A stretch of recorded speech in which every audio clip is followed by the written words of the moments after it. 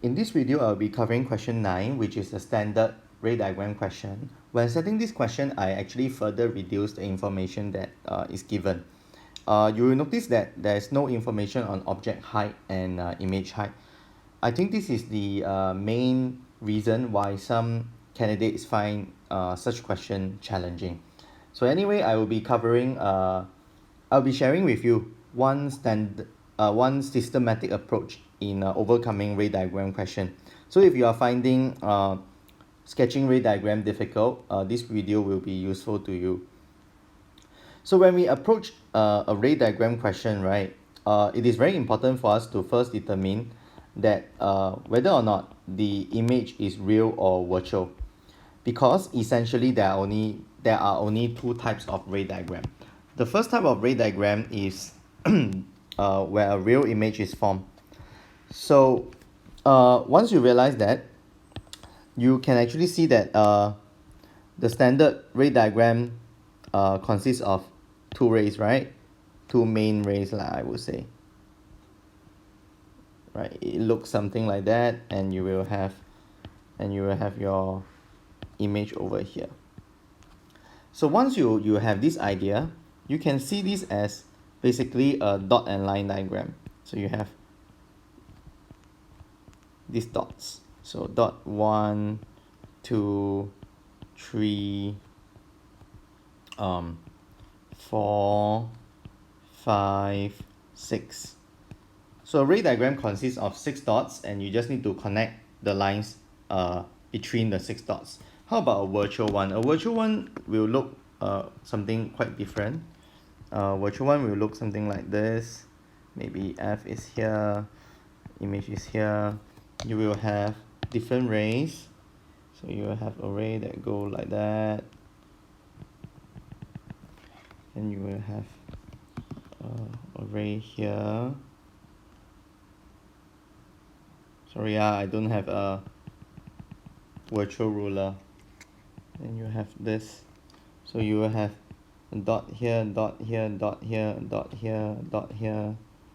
Maybe a dot here. Okay, for me, I can do this because yeah.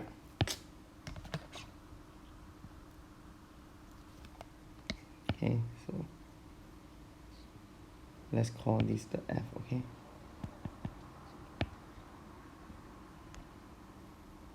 So same thing, you will have 1, 2, 3, 4, and then you will have 5, 6.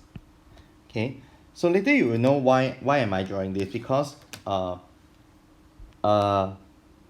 if you are having difficulty in sketching a ray diagram, it is always best to refer to a standard model so that you will be able to identify very easily which is the missing line that you need. So basically, for any ray diagram, these are the two standard model, the real one and the virtual one. Okay, so now then we have this for us to compare later. We will now look at the question's context and see what information they gave us. So it says Johnson conducted experiment, blah blah blah. There's a focal length with converging lens. So we were told that we know the object distance, and there's a sharp image forming on the screen. So once I know that there's an image on the screen, I know that it is real, meaning that I'm going to look at this model. Right, when I sketch the ray diagram, it has to resemble a model that looks like that with 6 points, and then we are going to have lines connecting them. I have the object distance, like what I have underlined here, and then after that we have this 26 cm away from the lens. So basically, I also know my image distance, and basically I only have two information, and I have to sketch out the entire lens. So anyway, let's try. I will demonstrate to you how to do it. So first, get the principal axis. Since they never tell us where's the lens, I have to make some assumption now, okay? So I would say that, okay, the lens is maybe somewhere here. This is where I will put my lens. Yeah, remember to have the double arrow, okay, for the lens. I have to come up with a certain scale. So 35, 26, I think what I will do is 1 cm is to 5 cm. So this means that my 35 cm will become 7 cm and my 26 will be about 5.2 cm, which I think it is quite a reasonable scale. It is big enough. So object distance is 7.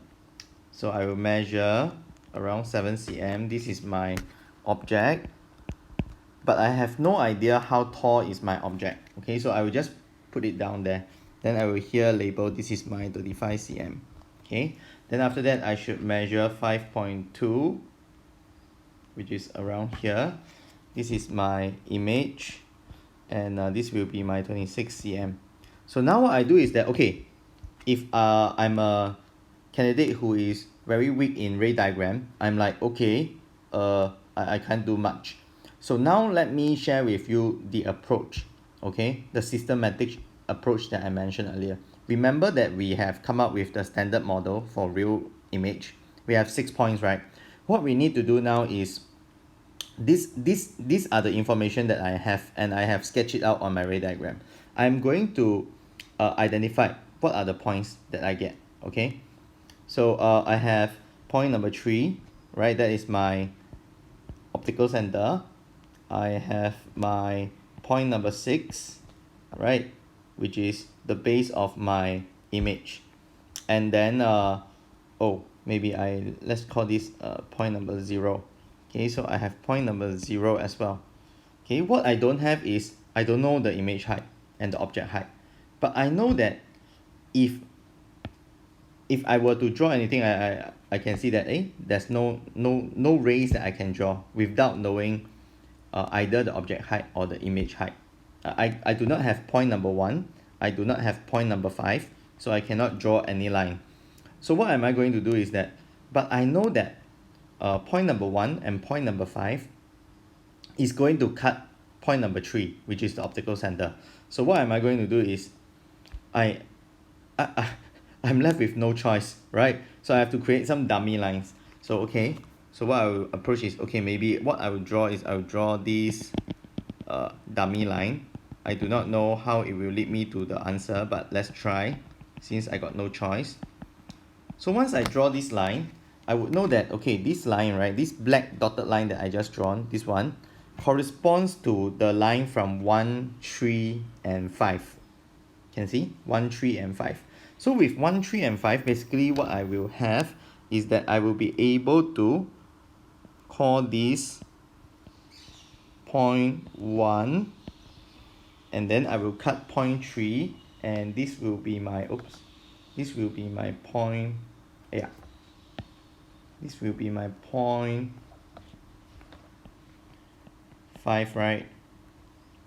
So once I have this, so let me now sketch out the ray. Yeah, so once I have this, I realize that, oh, now I have point 1, and now I have point 5. So let's look at the standard model. What do I have? I have 0, 1, 3. Okay, looks like I can draw point 2, right? So I will draw point 2. Now you see how having the standard model allows me to help to guide me on what to draw next. So I will draw, okay, I have to draw this. Then I realize that, oh, okay, I have created point number 2. Okay, now I have this diagram. What should I do next? Let's look at the standard model. I have point 2, right? I have point 2. I have also point 5, meaning that I can draw this ray. And once I draw this ray, I realize now I have point number 4. And point number 4 is my focal length, right? So now you see, if I have my standard model next to me, it will be quite easy for me to construct my ray diagram from nothing, right? Because it will give me a sense of, oh, okay, which point am I missing, right? So in this case, now you have your focal point, you can of course measure your focal length. Yeah, and this is how having a standard model will be useful for those of you who are weak in your ray diagram. Let's look at part B. Part B is actually a homework question. In fact, we have asked that during the lab as well. Yeah, they are so here they are saying that Johnson is going to reduce the object distance to 5 cm. So if you have measured the focal length here, let me measure. It's about 3.6, so times 5. So the focal length is definitely more than 5 cm over here, right? So now you realize that actually what Johnson did is that now your object distance is less than 1 focal length, right? And then he says, oh, he cannot form a sharp image on the screen, no matter where he put the screen. Explain why. Well, the reason is because when you put your object distance at less than 1f, what will be produced is actually a virtual image. So you see down here, I have drawn the virtual diagram model, right? So if you look at the virtual diagram model, do you notice that this distance and this f that I drawn, I purposely draw it this way so that my object is placed less than 1 focal length away from the lens. And you will see that when I do that, on this side of the lens, the real ray will never merge, will never converge. It will only converge at the back, which is why a virtual image is formed. So down here, what you need to know, how you should score is that you need to translate this to show the marker that you are aware that now your object distance is less than 1f. Then you need to tell me that as a result, the real ray will not converge and a virtual image is formed. That will be the most complete answer. So down here, I would expect you to first tell me that you realize the object distance. So you have to tell me that the object distance is less than 1 focal length. So as a result, the real rays will not converge. So if it doesn't converge, what will happen? Hence, a virtual image is formed. Okay, so this will be the most complete answer. But of course, when we do benchmark, we reduce the marking demand. As long as you could identify that the object distance is less than 1f and